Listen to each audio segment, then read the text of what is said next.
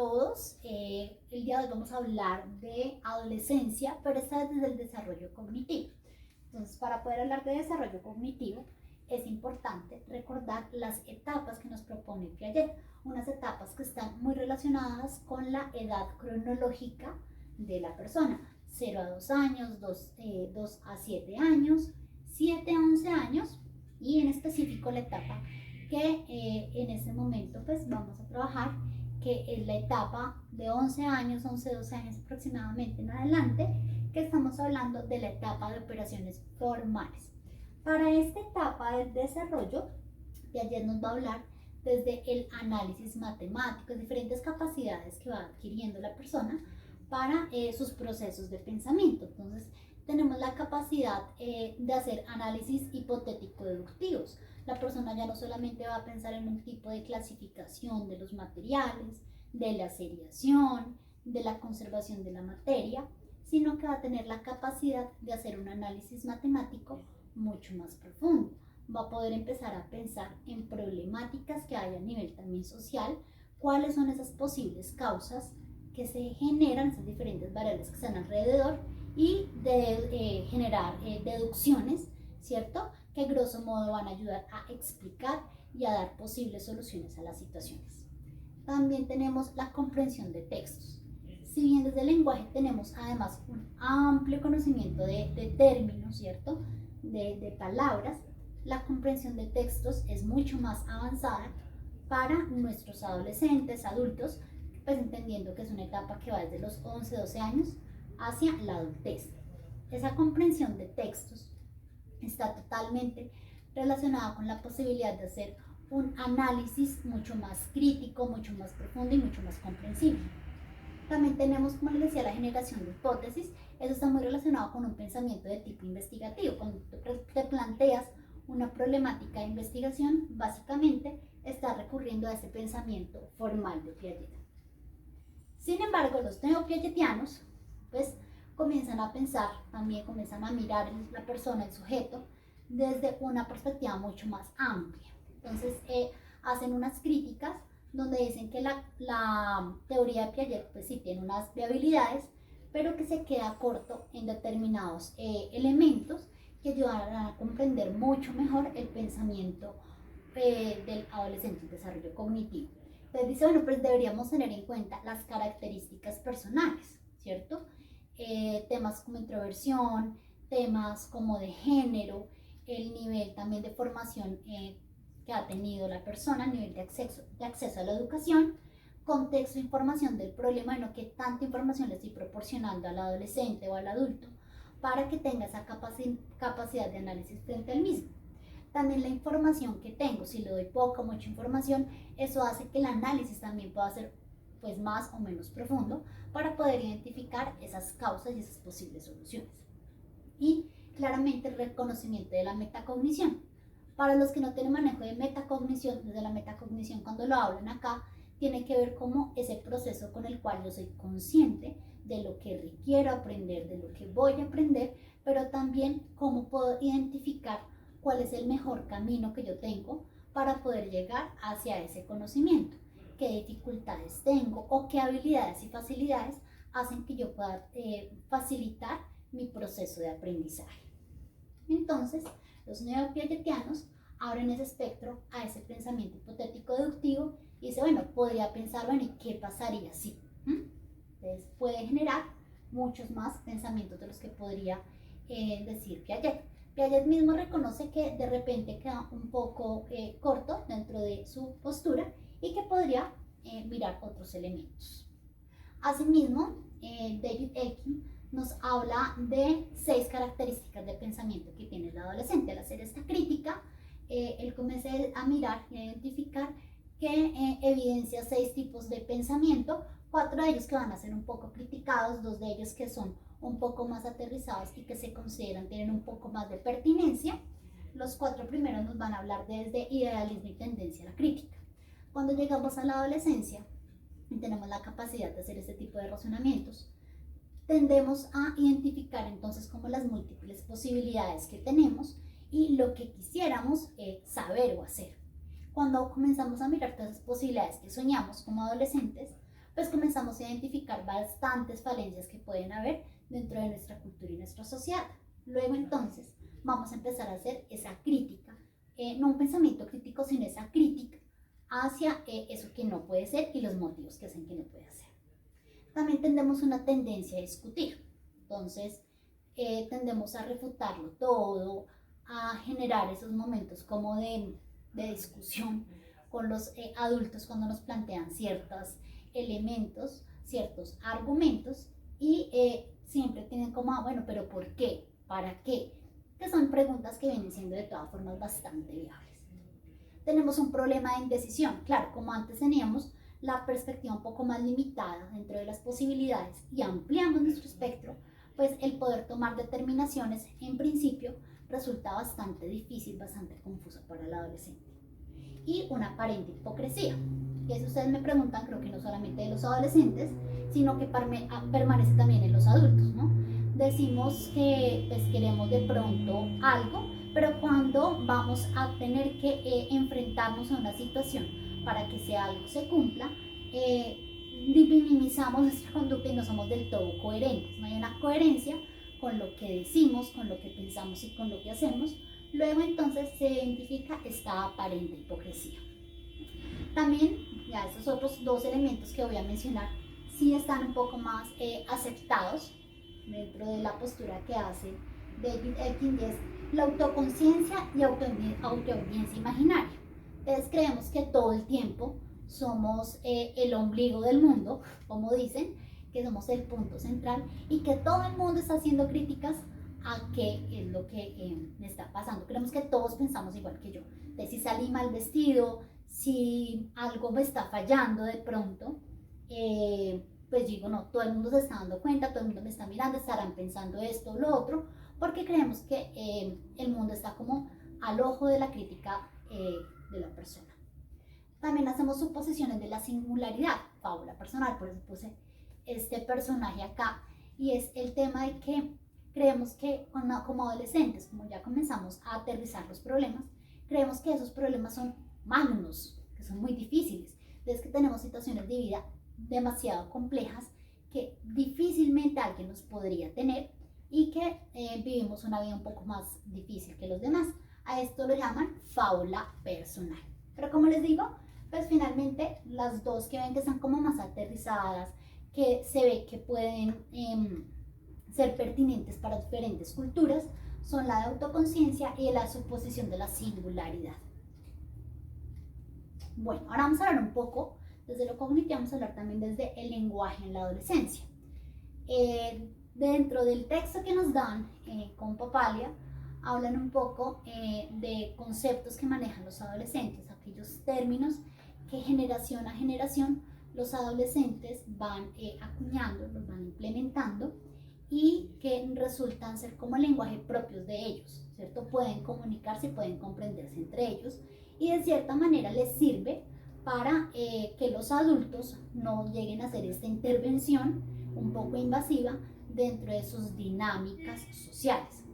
Cada generación va teniendo unos conceptos distintos o incluso algunas generaciones vamos tomándolas de la generación pasada, pero comienzan a tener una connotación o significado diferente.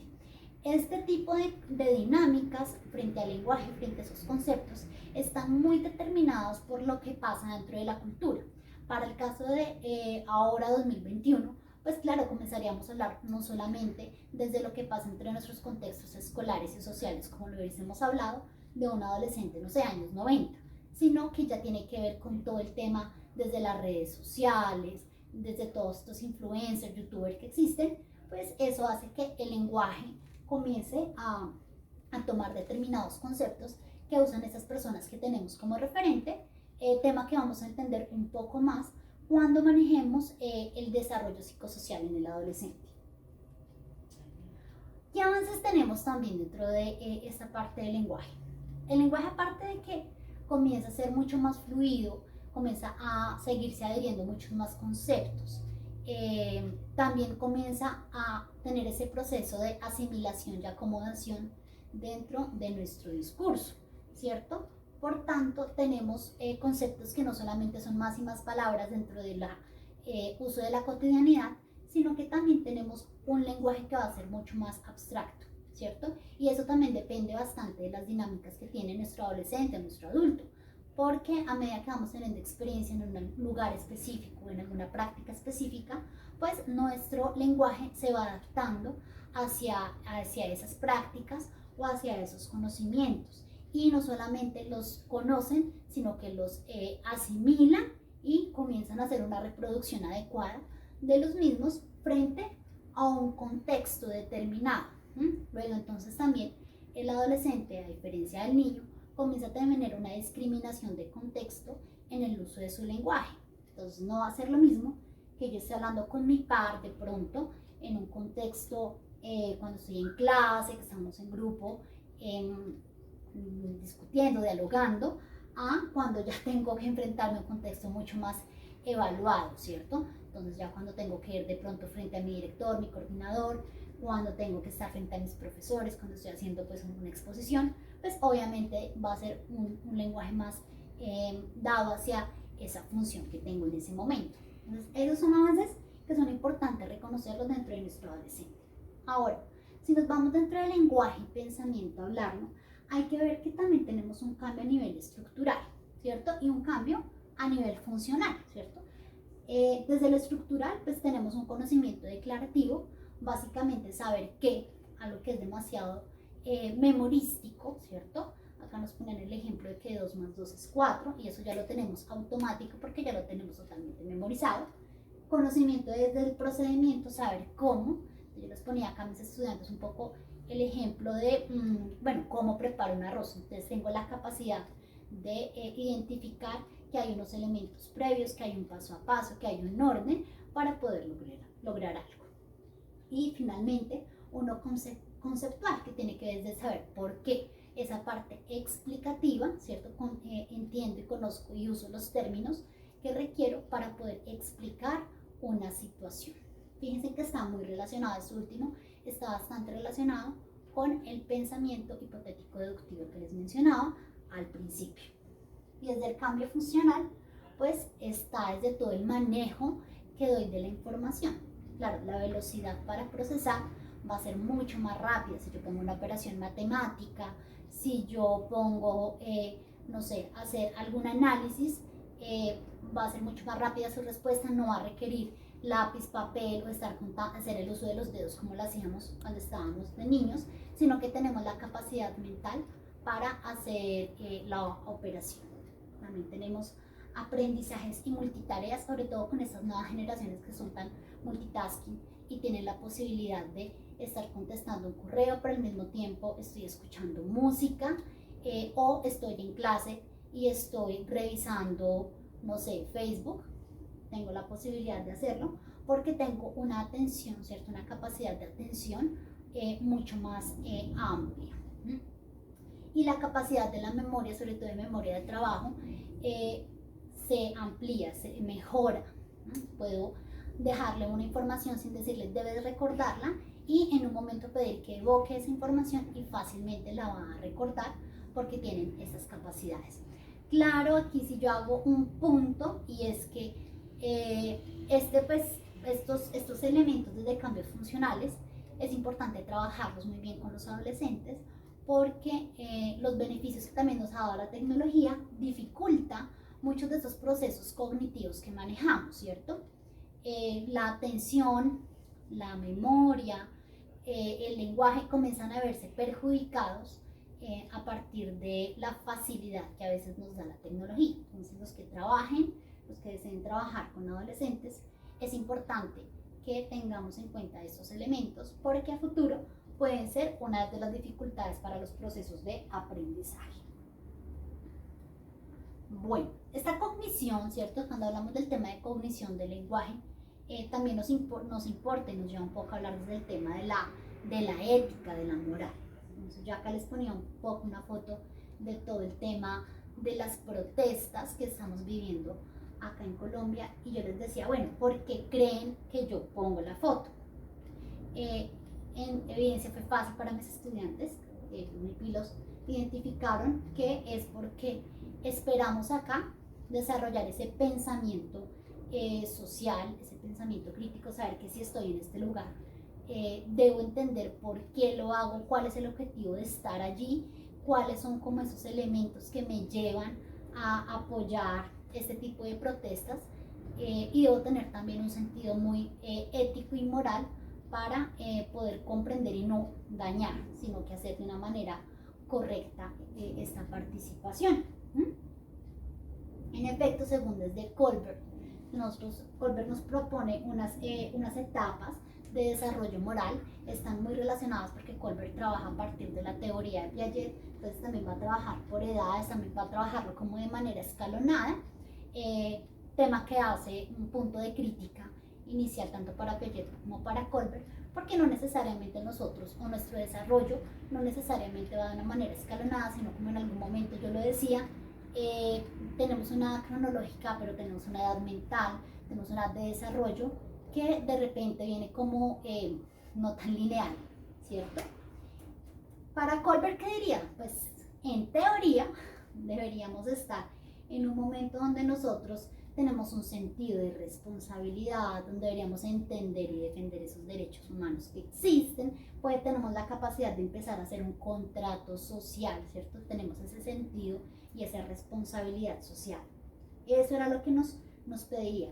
Sin embargo, muchas veces todos, no solamente los adolescentes, actuamos en pro, ¿cierto? Nuestra conducta está desde el tema de evitar un castigo, conseguir un premio, tener en cuenta que hay una normatividad, antes unas reglas de juego, tener en cuenta muchas veces el cumplir las expectativas del otro. Entonces, a veces omitimos conductas o generamos conductas porque pensamos en el tema de, bueno, ¿qué le gustaría a mi pareja?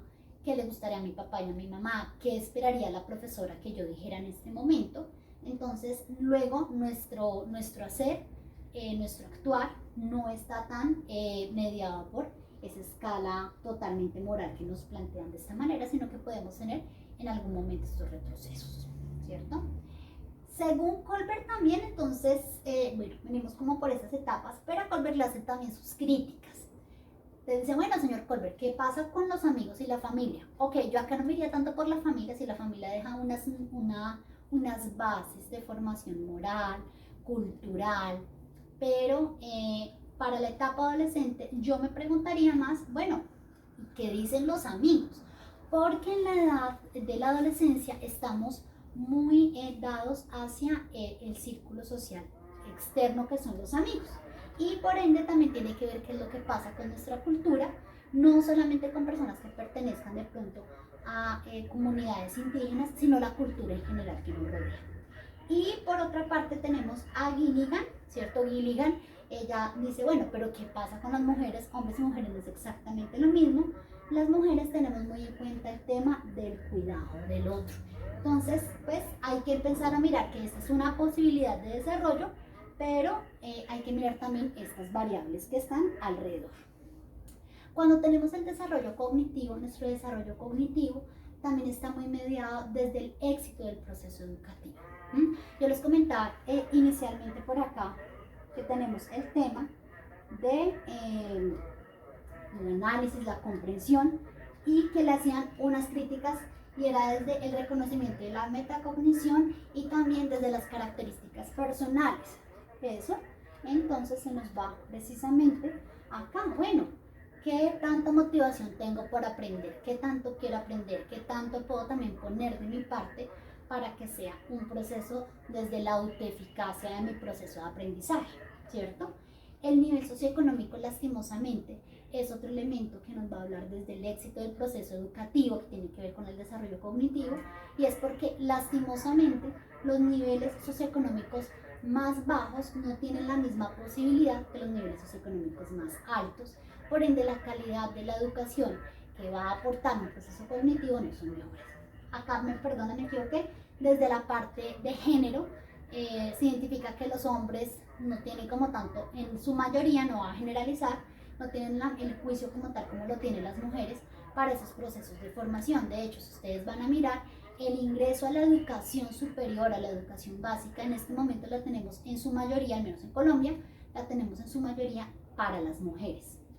Los estilos de crianza también participan bastante en el éxito académico, teniendo en cuenta que papás autoritarios pueden generar no la misma motivación y la misma nivel de autoeficacia que puede tener un papá autocrático y también un papá que sea demasiado permisivo.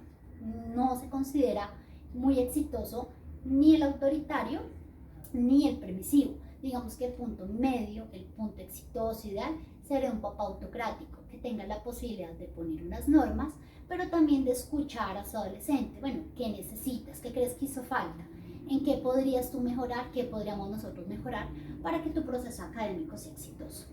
Y claramente el tipo de colegio, el tipo de institución educativa tiene mucho que ver. Si tengo un lugar en el cual me siento satisfecho, agradable, siento que es un lugar bueno para mi aprendizaje, pues va a tener más posibilidades de estar motivado y tener esa autoeficacia. Lastimosamente, dentro del éxito académico también tenemos que hablar de deserción escolar, un fenómeno que ocurre bastante donde tenemos diferentes causas de deserción. Partiendo un poco desde el modelo de Tinto, yo trabajo 3 motivos de deserción en las investigaciones que he trabajado y tienen que ver con causas institucionales, que es lo que pasa alrededor de la institución que de repente no promueve esa permanencia, ese éxito académico en mi estudiante, ¿cierto? ¿Qué pasa con esas causas personales? En causas personales tiene que ver mucho el tema de interés, pero también tiene que ver el tema de pronto de dificultades que tengo desde la salud física, la salud emocional del adolescente, también tiene que ver con el tema de embarazo en adolescentes, ¿cierto? El asumir ese tipo de roles a tan temprana edad hacen que esas causas personales no faciliten el acceso a la educación y la permanencia en la educación. Y finalmente las causas sociales que están más mediadas por todo lo que tiene que ver con nuestra sociedad. ¿Qué tanto acceso hay de educación en un país como Colombia? ¿Qué tanto se le invierte? ¿Qué tanto trabajamos para poder disminuir la parte laboral en menores de edad? Hace que sean causas sociales, como nuestra sociedad de verdad está promoviendo y está apostando para que no tengamos esta problemática. Entonces, estos son los motivos. Finalmente, acá con esto voy a cerrar.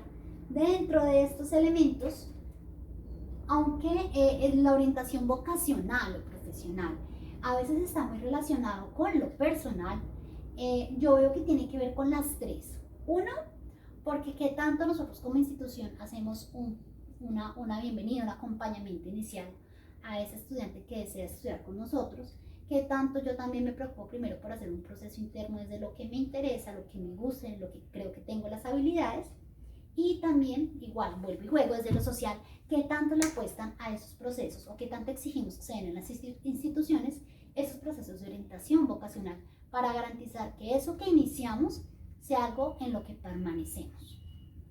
Entonces yo acá hago unas preguntas de orientación vocacional y profesional que uno debería preguntarse. ¿Cómo elegiste la carrera? ¿Cómo dijiste que fuera? Bueno, incluso no vamos por la carrera, vamos que sean por las ciencias humanas y sociales o las ciencias empresariales. En mi caso, pues yo les hago la pregunta a mis estudiantes de psicología, y bueno, ¿y por qué dijiste que psicología? ¿Qué te interesó? ¿Qué te gustó? ¿Qué habilidades tienes como persona? ¿Qué habilidades tienes dentro de tus procesos de formación? ¿En qué áreas de pronto eres más fuerte? Lenguaje, sociales, matemáticas. ¿Y por qué Uniminuto? ¿Por qué hace que Uniminuto sea la institución por excelencia para ti? ¿O qué hace esa universidad en la que estás, que sea la universidad que tenga ese sello del cual tú quieras salir como profesional? Entonces son elementos que es importante, así como también es importante esta apreciación que pongo acá de profesional y vocacional. No necesariamente tenemos que ser profesionales para ser exitosos, ¿cierto? Tenemos el pensamiento anteriormente de que si no estudiamos una profesión no vamos a ser exitosos, pero resulta que también hay temas de orientación vocacional, ¿cierto? Podemos ser exitosos de pronto con un técnico, un tecnólogo, algo de una formación un poco menos formal, pero que va a desarrollar mis intereses y mis habilidades, haciéndome exitoso en la vida. Bueno, finalmente con eso entonces quería despedirme y pues esperar a una próxima ocasión de desarrollo psicosocial en el adolescente.